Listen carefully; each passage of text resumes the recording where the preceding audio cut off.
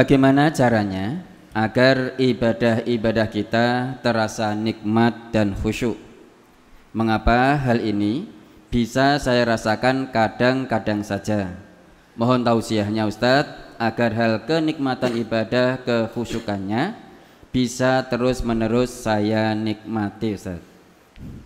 Tampaknya bukan hanya panjenengan saja yang merasakan ini. Yang hadir di sini pun terkadang kalau pas sholat itu ya terkadang maknyut itu pikirannya kemana-mana. Ibu-ibu kelingan masakannya, kelingan tempe ning ngendi, hari ini mau masak apa, menunya apa. Ketika di luar sholat itu sepertinya buntu. Hari ini mau masak apa, menunya apa, bumbunya apa. Tapi pas sholat muncul semua. Sama bapak-bapak yang tersenyum, tertawa, ini ya sama. Ketika sebelum sholat bingung nyari kunci sepeda motornya. Kalau pas sholat jadi ingat, selesai sholat lupa lagi. Santri-santri di pondok ini juga begitu. Ketika belum sholat ingat semuanya, belum mengerjakan tugas. Tapi ketika sholat tugas tadi apa, ini apa, itu jadi ingat semua. Selesai sholat ya tidak mengerjakan. Nah, kita sedang berusaha semuanya. Maka begitu pikiran kemana-mana langsung kembalikan bahwa saya ini sedang sholat, sedang ibadah menghadap Allah. Yang pertama yang perlu dilakukan tashihun niyyah, luruskan niat. Sholat kita atau ibadah-ibadah yang lain, amal soleh yang lain, tujuannya untuk siapa? Kalau menurut Quran,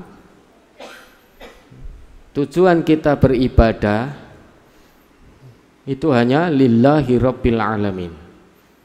Qul inna sholati wa nusuki wa mahyaya wa mamati lillahi rabbil alamin.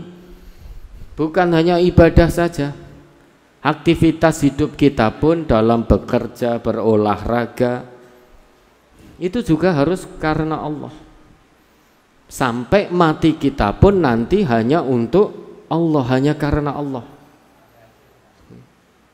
Karena hanya untuk ibadah manusia itu diciptakan oleh Allah. Maka satu-satunya alasan kita hidup di dunia ini ya untuk Allah, bukan untuk yang lain-lain.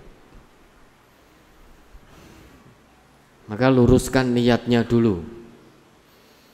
Kalau sudah lurus lillahi rabbil alamin karena Allah, insya Allah semua syariat yang Allah turunkan pada kita insya Allah tidak menjadikan beban. Karena Al-Quran juga mengatakan demikian. Wa ma ja'ala 'alaikum fid dini min haraj. Allah tidak jadikan kesukaran dalam agama ini. Maka langkah kedua, sikapi semua bentuk ibadah yang Allah syariatkan, yang Rasul tuntunkan pada kita, itu sebagai kebutuhan kita kepada Allah, bukan sebagai beban. Kalau kita terhadap sholat merasa terbebani, maka sulit untuk khusyuk.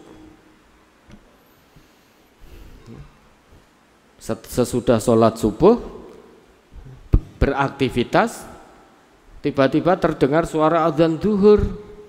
Orang yang menjadikan sholat menyikapinya sebagai beban, seringkali dia akan menggerutu. Mau lagi subuh iki wis zuhur. Selesai sholat zuhur, baru beraktivitas lagi sebentar, sudah terdengar azan asar. Lagi azan kok ra wis lagi zuhur wis ngasar. Sehingga mau berdiri untuk sholat bertemu Allah, menghadap Allah itu merasa beban banget. Padahal kita berinteraksi dengan Allah di situ dalam sholat, harusnya senang dan merindukan. Selesai subuh, kapan ini duhurnya? Selesai duhur, kapan asarnya? Di sela-sela yang wajib, saking rindunya kepada Allah, dia tunaikan yang sunnah. Antara subuh ke zuhur ada duha, ada qobliyah zuhur, kemudian sholat wajib zuhur, sampai ke asar ada ba'diyahnya, kemudian sholat asar, dan sesudah itu maghrib dan seterusnya sampai menjelang subuh. Antara isya ke subuh ada qiyamul lail, ada tahajud. Orang itu akan bangkit saking rindunya kepada Allah, karena melihat sholat itu sebagai kebutuhannya kepada Allah, bukan sebagai beban, bukan hanya sebatas kewajiban, tetapi meningkat levelnya menjadi kebutuhan. Dari yang awalnya mungkin merasa terbebani, terus paksa dirinya di awal-awal waktu untuk dirikan sholat itu. Nanti lama-lama dia akan merasa ini kewajiban saya. Terus ditingkatkan, lama-lama akan menjadi kebutuhan. Sebagaimana kebutuhan kita terhadap makan dan minum. Bapak Ibu pernah lupa tidak makan dan minum? Makan dan minum itu kewajiban atau kebutuhan? Beban atau menyenangkan? Kalau kita menyikapi makan minum hanya sebatas kewajiban, satu saat kita akan berat untuk makan minum. Alah, kok wis waktune mangan meneh, akan berat kita, karena menjadikan makan dan minum sebagai beban. Puasa, tiba-tiba waktu berbuka tiba. Kalau kita jadikan makan minum sebagai hanya sebatas kewajiban, sebagai beban, wong aku cek pengen poso wis buka piye.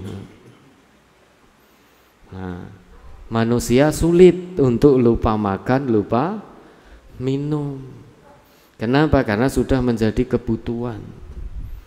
Begitu pula ibadah kita, sholat kita kepada Allah, apalagi sholat ini menjadi miftahul falah, asasul falah, menjadi pondasi bahagia, sukses dunia akhirat, itu sholat. 5 kali kita mendengar muadzin menyeru hayya 'alas sholah, hayya 'alal falah. Kunci sukses dan bahagia seseorang dunia akhirat itu sholatnya. Sholatnya baik, insya Allah dijamin oleh Allah, oleh Rasulullah, sukses dunia, sukses bahagia dunia akhirat. Sehingga yang kedua, usahakan untuk mensikapi sholat sebagai kebutuhan kepada Allah, bukan hanya sebatas isqatul wajib, penggugur kewajiban. Berikutnya, ikuti tata cara Rasulullah dalam menjalankan ibadah ini. Yang paling paham tentang ibadah adalah Rasulullah. Maka jangan cari cara sendiri, jangan cari jalan sendiri. Kalau mau ibadah khusyuk, usahakan ikuti Rasulullah. Insya Allah nanti akan berproses sehingga ibadah kita betul-betul khusyuk. Cara berikutnya, ketika dalam sholat tiba-tiba pikiran melayang entah kemana, segera kembalikan pikiran itu bahwa saya sedang sholat, sedang menghadap Allah. Nabi kita mengatakan, innal musalliya yunaji rabbahu falyangdur bima yunajihi bihi. Sesungguhnya orang yang sholat sedang bermunajat kepada Robnya. Falyangdur bima yunaji bihi. Falyangdur bima yunajihi bihi. Maka hendaknya orang sholat itu melihat dan memahami apa yang dia munajatkan kepada Robnya. Berusaha memahami apa yang dibaca dalam sholatnya.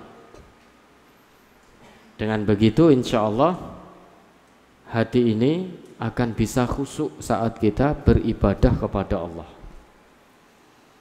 Ya, kemudian sesudah itu mohon terus berdoa kepada Allah. Allahumma a'inni ala zikrika wa syukrika wa husni ibadatik. Ya Allah, bantulah hamba, ya Allah, tolonglah hamba untuk terus mengingatmu, untuk terus bersyukur kepadamu, dan untuk terus memperbagus ibadahku kepadamu, wahai Allah. Ya, ikhtiar insani dilakukan, ikhtiar ilahinya juga dilakukan. Sesudah itu fa idza azamta fatawakkal 'alallah. Serahkan sepenuhnya kepada Allah.